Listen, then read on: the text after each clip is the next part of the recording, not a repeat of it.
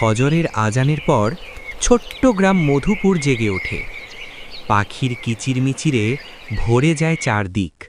হালকা বাতাসে দুলতে থাকে গাছের পাতা, আর সূর্য ধীরে ধীরে উঠতে থাকে সবুজ ধানক্ষেতের ওপর।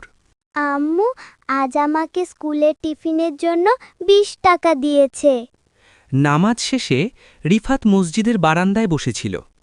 হঠাৎ তার চোখ পড়ে মসজিদের গেটের পাশে বসে থাকা এক গরিব বৃদ্ধ চাচার দিকে।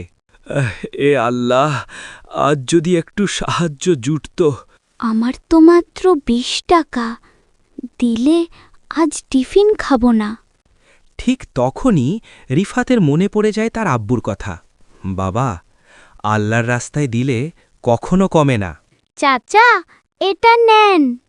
আল্লাহ তোমাকে অনেক বড় মানুষ বানাক বাবা, আল্লাহ তোমার মঙ্গল করুক। রিফাতের চোখে তখন শান্তির আলো।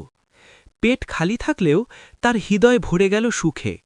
সেদিন স্কুলে রিফাত টিফিন খায়নি, কিন্তু তার মুখে ছিল তৃপ্তির হাসি।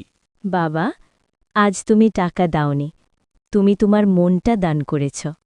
দান শুধু বড়লোকদের জন্য নয়, দান শুরু হয় ছোট্ট এক হৃদয় থেকে।